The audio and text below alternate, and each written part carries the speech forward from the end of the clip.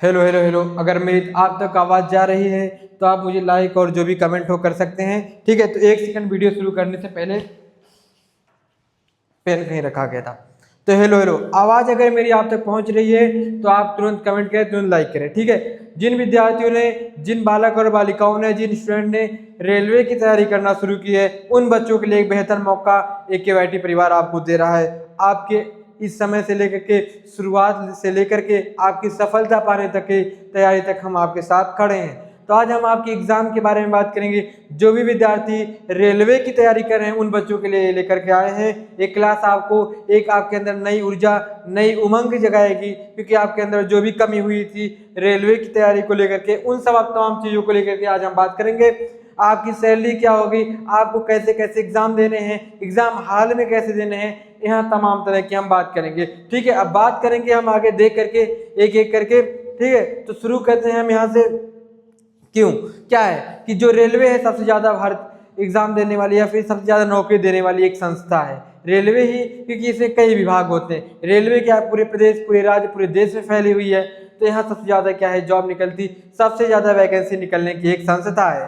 तो यहाँ प्यारे दोस्तों बात करते हैं, जो भी हमारे भाई बहन शुरुआत कर रहे हैं रेलवे की तैयारी के लिए, तो उन लोगों के लिए एक वीडियो जरूरी है, क्योंकि कैसे कौन सा एग्जाम बच्चा दे रहा है, चाहे ग्रुप A का दे रहा हो, B का, C का, D का, तो उसके अंदर क्या क्या होता है, कैसे एग्जाम होते हैं, कौन कौन सी क्वेश्चंस आते हैं, कौन कौन से सब्जेक्ट आते हैं, तमाम तरह के बारे में बात करेंगे। तो क्या दिया हुआ है, भारतीय रेलवे में आपका कैरियर कैसा होगा। ठीक है, आपका भारतीय रेलवे में कैरियर कैसे चलेगा, कहाँ से शुरुआत करोगे, कैसे आप जॉब पाओगे, तमाम तरह की चीज़ों के बारे में बात करेंगे। योग्यता से लेकर के सिलेक्शन तक का पूरा प्रोसेस यहाँ देखेंगे। आपकी योग्यता क्या है, आपका सिलेक्शन क्या है, आपकी जॉब लगने तक की बात करेंगे। यहाँ पे आपकी जॉब लगेगी, कैसे काम करेंगे, आपके कौन कौन से डॉक्यूमेंट्स लगेंगे, कैसे आपको तैयारी करनी है, एक रणनीति बनाएंगे यहाँ से। तो क्या है, आपकी सबसे पहले क्या है, योग्यता क्या होगी, या फिर सैलरी क्या होगी, या फिर परीक्षा की रणनीति क्या होगी, तभी तो आपको जा करके मिलेगा। आपको ये 2 चीज़ चाहिए। आप अगर रेलवे की तैयारी करना चाह रहे हैं तो ये 2 चीज़ आपके लिए क्या है, रामबाण की तरह यहाँ पे मिलेगी। ठीक है, ये 2 चीज़ आपको तैयार रखनी पड़ेगी। चाहे आपकी योग्यता क्या होगी, तभी आप फील करेंगे, क्योंकि क्या है, ABCD 4 ग्रुप है, तो चारों अलग अलग ग्रुप है, चारों में अलग अलग ग्रुप के एग्जाम होते हैं, अलग अलग कैटेगरी की जॉब्स हैं, अलग अलग कैटेगरी की पद यहाँ पे हैं। तो इनके बारे में देखेंगे, और आपकी रणनीति तो चाहिए ही, कैसे आपकी तैयारी करनी है। अगर आप अपनी वर्तमान शैक्षणिक योग्यता के आधार पर रेलवे में आवेदन कर सकते हैं। सबसे पहले क्या है, जो बच्चे 10वीं के एग्जाम दिए हैं उन बच्चों से लेकर के जो बच्चे ग्रेजुएशन कर चुके हैं वहां तक बात करेंगे, जो बच्चे डिप्लोमा कर चुके हैं, जो बच्चे 12वीं पास कर चुके हैं, जो बच्चे 10वीं पास कर चुके हैं, उन बच्चों को कैसे कैसे कौन कौन से पद की जॉब मिलेगी उसके बारे में बात करेंगे। तो आप प्यारे साथियों, जो 10वीं पास है उनके लिए सबसे सुलभ अवसर है, सबसे शुभ अवसर है, सबसे अच्छा अवसर यहाँ पे है रेलवे का एग्जाम देने के लिए, रेलवे में जॉब पाने के लिए। जो 12वीं पास हैं, जो डिप्लोमा कर चुके हैं, ITI कर चुके हैं, जो ग्रेजुएट हो चुके हैं, उन सभी विद्यार्थियों के लिए एक समान अवसर है, एक अच्छा अवसर है। अभी अगर आप तैयार हो जा रहे हैं तो आप अच्छे अपने कैरियर को बना सकते हैं। देखो, अगर आप रेलवे में जॉब पा जा रहे हैं तो भाई आपकी ज़िंदगी मस्त हो जाएगी, मैं तो यही कहूँगा। आपके परिवार की ज़िंदगी अच्छी हो जाएगी, आपके जो बच्चे होंगे उनकी ज़िंदगी अच्छी हो जाएगी, आपके खानदान की एक अच्छी नौकरी, आपकी एक खानदान का नाम हो जाएगा। क्योंकि क्या है, बिहार और उत्तर प्रदेश में अगर कोई सरकारी जॉब आ गया तो एक क्या है, उसके अंदर सीना चौड़ा हो जाता है, क्या है, सरकारी जॉब पा गया है। तो क्या है, एक अच्छा भाई मक्का है, क्योंकि सरकारी जॉब पा ली, एक स्थिर जॉब है। ऐसा नहीं कि प्राइवेट अगर कोई जॉब कर रहे हैं तो एक समय बाद की फिर क्या है, छूट जाएगी। लेकिन जो सरकारी जॉब होती है एक स्थिर जॉब होती है, आप रिटायरमेंट होते हैं तो आपको पेंशन मिलती है, तमाम तरह की क्या है चीज़ें मिलती हैं। तो यहाँ बात करते हैं आगे। क्या है, रेलवे में पदों को 4 अलग अलग ग्रुप में बांटा गया है। क्या है, ग्रुप A हो, ग्रुप B हो, ग्रुप C हो, ग्रुप D हो। अगर ग्रुप A की बात की जाए तो क्या है, ऑफिसर और इंजीनियर होते हैं। और जो एग्ज़ाम होता है ग्रुप A का, ये UPSC कंडक्ट कराता है। जो IAS को सिलेक्शन दिलाता है, IAS को एग्ज़ाम दिलवाता है, वही क्या करता है, ग्रुप A जो रेलवे में होता है उनको एग्ज़ाम दिलाता है। इसमें क्या होते हैं, ऑफिसर बड़े बड़े होते हैं और इंजीनियर्स बड़े बड़े यहाँ पे होते हैं जो उसके चीज़ों को देखते हैं। और ग्रुप B की अगर बात की जाए तो यहाँ प्रमोशन आधारित पद होते हैं। जैसे कोई छोटा था, फिर उससे बड़ा हुआ, फिर उसके काम पे है। अगर वह अच्छा काम कर रहा है तो उसका प्रमोशन हो गया, वह आगे बढ़ गया, फिर और अच्छा काम किया और आगे बढ़ गया। तो ऐसे क्या है, जो ग्रुप B में होते हैं वो सब प्रमोशन के आधार पर आते हैं। फिर अगर ग्रुप सी की बात की जाए तो इसमें क्लर्क है, स्टेशन है, मास्टर है, टीसी है, तो ये कौन से आते हैं? ग्रुप सी में आते हैं। और अगर ग्रुप डी की बात देखी जाए तो इसमें हेल्पर है, ट्रैकमैन है और चपरासी आते हैं। किसमें? ग्रुप डी में हमारे। अगर मैं यहाँ बात करूँ ग्रुप के अनुसार पद, परीक्षा का माध्यम और सैलरी, मेन बात तो भाई यही होती है, आदमी इसीलिए तो काम करता है, अपनी सैलरी पे करता है, मेरा पद क्या होगा, मेरा काम क्या होता है, यही 2-4 बातें देख कर काम करता है कि मेरा काम क्या है, सैलरी क्या है, कैसे काम करना है, ये क्या है, बेसिक चीज़ें हैं। बेसिक क्या है? इंपॉर्टेंट चीज़ें हैं। अगर ग्रुप ए की बात की जाए इसमें पद क्या है? इंजीनियर के पद है, IAS लेवल के अधिकारी होते हैं। क्या IAS लेवल के अधिकारी होते हैं? बहुत बड़ा हो गया, ठीक है। IAS लेवल, कलेक्टर लेवल के अधिकारी हैं, कलेक्टर लेवल के इंजीनियर्स हैं, ठीक है। तो अगर इनकी एग्जाम की बात की जाए तो क्या यूपीएससी कंडक्ट कराता है, इनका जो एग्जाम है यूपीएससी कंडक्ट कराता है। एक बहुत बड़ी संस्था है, क्योंकि क्या यूपीएससी जैसी बड़ी संस्था एग्जाम करवा रही है तो क्या है, बहुत टफ हुआ, बहुत अच्छी खासी आपको तैयारी चाहिए। अगर इनकी सैलरी की बात की जाए तो आप देख सकते हैं 56,100 से लेकर के 1 लाख प्लस तक की आपके यहाँ क्या है सैलरी हो सकती है। अगर ग्रुप बी की बात की जाए, ठीक है, सुपरवाइजरी रोल, ठीक है, इसमें केवल क्या है? प्रमोशन द्वारा होता है। यहाँ क्या होते हैं? सिर्फ प्रमोशन आधारित अधिकारी आते हैं। अगर आप अच्छे काम कर रहे हैं, अच्छे से आप जॉब कर रहे हैं तो उनको क्या है? प्रमोशन दिया जाता है, ऊपर लेवल तक उनको ले जाने का काम किया जाता है। अगर इनकी सैलरी की बात की जाए तो कुछ इतनी सैलरी होगी, 47,000 लेकर के 70,000 तक।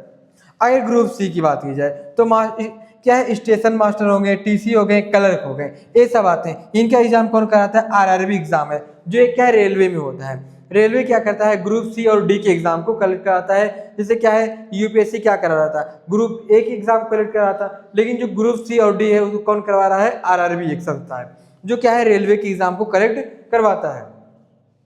इसमें सैलरी अगर देखी जाए 25,000 से लेकर के 50,000 प्लस तक की सैलरी आपको मिलेगी। अगर ग्रुप डी की बात की जाए तो इसमें क्या है? ट्रैकमैन, हेल्पर, प्यून, इसको भी क्या करा रहा है? आरआरबी करा रहा है। इसमें क्या है? 10th पास आपको चाहिए। अगर आप 10th पास हैं तो आप ग्रुप डी का एग्जाम दे सकते हैं। यहाँ आप जो भी बच्चे, जो भी स्टूडेंट, जो भी बालक और बालिकाएं 10th पास हैं वो क्या कर सकते हैं? ग्रुप डी का एग्जाम दे सकते हैं। अगर इनकी सैलरी की बात की जाए यहाँ से शुरुआत हो रही है, इससे बढ़ सकती है। ऐसा नहीं कि आपको लाइफ टाइम तक ही 18,000 पे काम करना है, आपकी सैलरी भी बढ़ेगी। और दूसरी बात और सबसे बड़ी बात है कि आपको एक स्थिर जॉब मिल जा रही है, एक स्थिर नौकरी मिल जा रही है। एक बार आपका हो गया तो आपका यहाँ क्या है, जब तक आप रिटायरमेंट नहीं हो जाए तब तक आप जॉब करते चले। और दूसरी बात क्या है, अगर आप रिटायर हो जा रहे हैं तो आपको यहाँ पेंशन भी दी जाती है। ऐसा नहीं, आप रिटायरमेंट के बाद क्या है, एक पेंशन के लायक भी बन जा रहे हैं। तो आपका बहुत अच्छा खासा मौका है यहाँ सरकारी जॉब लेने का, और बहुत ज़्यादा जॉब्स यहाँ मिलती है। सरकारी जॉब क्या है, ज़्यादा इसी रूप में मिलती है। और बात की रेलवे की मुख्य परीक्षाओं का आयोजन रेलवे भर्ती बोर्ड कराता है। कौन करवाता है? रेलवे बोर्ड भर्ती कराता है, जो क्या है? आरआरबी है। यही क्या कराता है? इनका एग्जाम करवाता है, चाहे ग्रुप सी के स्टूडेंट हो चाहे ग्रुप डी के हो, ठीक है। तो सरकारी जॉब में क्या है, बहुत ज़्यादा बेनिफिट्स, बहुत ज़्यादा लाभ है। ग्रुप सी और डी की सबसे बड़ी भर्ती आरआरबी के जरिए ही होती है। जो भी ग्रुप सी और डी के भर्तियां हो रही हैं वो क्या है, आरआरबी के द्वारा ही हो रही है। यही अपना एग्जाम करवाता है, यही अपना सिलेक्शन करवाता है। फिर अगर बात की जाए, आपका सिलेक्शन इन 5 चरणों की परीक्षा से होकर गुजरता है। अब आपका जो सिलेक्शन है ये 5.5 चरण में होंगे। सबसे पहले अगर चरण की बात देखी जाए, कंप्यूटर आधारित टेस्ट होंगे। जो पहला आपका टेस्ट होगा CBT1, वो क्या होगा, कंप्यूटर आधारित, यानी ऑनलाइन होगा। आपको कंप्यूटर से इसको एग्जाम देना पड़ेगा। तो आपको थोड़ा बहुत क्या है, टाइपिंग यानी टेक्निकल जानकारी भी होनी चाहिए। टेक्निकल जानकारी भी होनी चाहिए। एग्जाम जो एग्जाम हो रहा है क्या, टेक्निकल आधारित है। अब क्या है, एक टेक्निकल जमाना भी आ रहा है, तो आपको क्या है दोस्तों, यहाँ आपको टेक्निकल जानकारी भी होनी चाहिए विद्यार्थियों। फिर दूसरा क्या है, CB2, यहाँ कंप्यूटर आधारित टेस्ट दूसरा होगा। एक क्या है टेस्ट, दूसरा, पहला भी कंप्यूटर है, दूसरा भी कंप्यूटर से हो रहा है। फिर क्या है, स्किल और फिजिकल। आजकल क्या है, स्किल पे आपको जॉब मिल रही है, आपके पास स्किल। अब स्किल क्या है, कौशल या शारीरिक परीक्षण। तीसरे में क्या होगी, आपकी कौशल देखी जाएगी, आपकी जो आप ग्रुप सी में देख रहे हैं तो जो पद मिल रहा है आप किस तरह उसको निभा रहे हैं, क्या उसमें आप अच्छे से काम कर पा रहे हैं। या फिर क्या आपको शारीरिक भी देखा जाएगा, आप शारीरिक तरह से किस हैं, कोई विकलांग है तो हो सकता है आपको कोई और जॉब मिले। तो क्या है, यहाँ पे आपको शारीरिक और स्किल दोनों देखी जाएगी। फिर दूसरी बात की जाए डॉक्यूमेंट्स, आपके डॉक्यूमेंट की अच्छी खासी जांच होगी, ठीक है। ऐसे नहीं कि आपको कोई फर्जी ले जा करके दे दिए तो आपको जॉब दे देगा, आपके असली और रियल होने चाहिए, ठीक है। तो आपको वहाँ अच्छी खासी आपके डॉक्यूमेंट्स जो भी आप ग्रुप ए में दे रहे हैं, बी सी डी जो में दे रहे हैं, आपके डॉक्यूमेंट रियल होने चाहिए, ठीक है विद्यार्थियों। फिर अगर के देखी जाए चौथी क्या है, पांचवी मेडिकल, यहाँ मेडिकल यानी फिटनेस की आपकी जांच होगी। फिर क्या है, कंप्यूटर आधारित परीक्षा, सीबीटी के 2 मुख्य स्तर होते हैं। सीबीटी जो कंप्यूटर आधारित परीक्षाएं होती हैं, यहाँ 2 स्तर होते हैं। क्या 2 स्तर है, पूरी तरह ऑनलाइन परीक्षा होगी, यहाँ आपकी पूरी तरह ऑनलाइन होगी। पहला एग्जाम सीबीटी 1, ये क्या करता है, इसका अगर विषय देखिए है मैथ, रीजनिंग, जीके, जीएस स्तर के आसान और बेसिक लेवल आता है, आसान और बेसिक लेवल आता है। जो पहला आपका ऑनलाइन एग्जाम होगा, यहाँ मैथ हो गया, रीजनिंग हो गया, जीके जीएस हो गया, ये क्या है बेसिक और लेवल के क्वेश्चंस आपके पूछे जाएंगे, ये आपके सब्जेक्ट है। क्योंकि अगर कोई भी आप तैयारी करने जा रहे हैं तो आपको सब्जेक्ट के बारे में अच्छी से जानकारी होनी चाहिए, क्या सब्जेक्ट आ रहे हैं। मेन बात यही, अगर आपको सिलेबस या सब्जेक्ट नहीं जानकारी हुई, ये 2 चीज़ क्या है आपकी रामबाण, आपकी ही नींव है। अगर इन 2 चीज़ के बारे में आपको जानकारी नहीं है तो भाई कैसे दोगे एग्जाम, आप ही सोच सकते हो। अगर दोस्तों दूसरी बात की जाए दूसरे एग्जाम के बारे में, तो इसके विषय क्या है, सामान्य विषय हैं, सेम सब्जेक्ट, स्तर थोड़ा कठिन होगा, बस मेरिट से ही बनती है, ठीक है, मेरिट से ही यहाँ पे बनता है। अब सब्जेक्ट वही है, थोड़ा आपका लेवल उठा दिया जाएगा। आपने पहला एग्जाम लिया थोड़ा बेसिक आया, लेकिन आप क्या दूसरा एग्जाम देंगे तो थोड़ा लेवल तो हाई करेगा यार। क्योंकि क्या है, हो जाता है कुछ जो पहला एग्जाम हुआ उसमें कुछ बच्चे दिए, कुछ बच्चे क्या हुए वहाँ से अलग हो गए, थोड़ा और अच्छे बच्चे, थोड़ा और लेवल गया, बच्चों के ऊपर डिपेंड करेगा। जिस तरह के बच्चे होंगे उसी तरह का पेपर होगा। अगर बच्चे बहुत ज़्यादा पढ़ने वाले हैं तो हो सकता है कट ऑफ क्या हो ज़्यादा जाए, अगर कम है तो क्या है कम जाएगा। तो बच्चों के ऊपर ज़्यादा डिपेंड कर रहा है। अगर मैं बात करूँ अभी हमने ऑनलाइन परीक्षाओं के बारे में देखा, अब मैं अगर बात करूं लिखित परीक्षा के बाद अंतिम चरण में इन परीक्षाओं से आपको गुजरना होगा। क्योंकि क्या है आपकी एक जिंदगी का खेल, आपकी जिंदगी बननी जा रही, तो क्या है पूरी दुनिया का तामझाम लेके थोड़ा चलेंगे, कई परीक्षाओं में है। क्योंकि एक सरकारी जॉब है भाई, आपका रुतबा बन जाएगा, आप मोहल्ले में सीना चौड़ा करके चलेंगे कि एक सरकारी जॉब है। ज़्यादातर बिहार और उत्तर प्रदेश, जो बिहार और उत्तर प्रदेश के लोग हैं उनमें क्या एक माहौल बन जाता है, रिश्तेदार हैं सरकारी जॉब में है। क्योंकि सरकारी जॉब देना भी बहुत कठिन है भाई, बहुत पढ़ाई करनी, बहुत मेहनत करनी पड़ती है। तो इन सबको देख करके क्या है, इसीलिए आपके क्या है एक रुतबे बन जाते हैं। तो देखो विद्यार्थियों, पहली बात क्या है, स्किल और फिजिकल टेस्ट। पहला क्या आप यहाँ पे होगा, अब जो लिखित परीक्षा हो रही है यहाँ पे स्किल और फिजिकल टेस्ट हो रहा है। ग्रुप सी के लिए टाइपिंग होना टेस्ट, ठीक है। जो ग्रुप सी के विद्यार्थी हैं उनके लिए क्या है टाइपिंग टेस्ट है। ग्रुप डी के लिए फिजिकल टेस्ट होगा, ठीक है। देखो थोड़ा आप एक सेकंड इसको मिटा दो, ठीक है। जो ग्रुप सी हैं उनके लिए क्या टाइपिंग टेस्ट है, और जो विद्यार्थी क्या है ग्रुप डी के हैं उनके लिए क्या है फिजिकल, थोड़ा दौड़ भाग वाले टेस्ट होंगे। फिर अगली बात की जाए डॉक्यूमेंट वेरिफिकेशन। यहाँ डॉक्यूमेंट वेरिफिकेशन की बात की जाए, सभी मूल दस्तावेजों की कड़ाई से जांच होती है। जैसे मैंने कहा कि भाई सरकारी जॉब है, यहाँ कोई फर्जीवाड़ा नहीं कर सकते, कोई गलत चीज़ नहीं ला सकते। आपको जो भी लानी असली लानी है, 100% रियल लेकर के आना है, ठीक है। सरकारी जॉब कोई बच्चों का खेल नहीं है। तो यहाँ पे आप क्या है आपके डॉक्यूमेंट जो है। फिर अगला बात की जाए मेडिकल टेस्ट, क्या है चिकित्सक टेस्ट। इसमें क्या है रेलवे के मानकों के अनुसार पूर्ण फिटनेस की जांच। जो भी रेलवे का रूल है, अगर एक कोई व्यक्ति सरकारी जॉब रेलवे में ले रहा है तो उसको क्या क्या जरूरत होनी चाहिए, उनके 2 पाँव सही हों, 2 आंखें सही हों, दोनों हाथ सही हों, ठीक है। तमाम चीज़ जो भी है वो सब कुछ क्या है मेडिकल चेक में आपको पता चल जाएगी।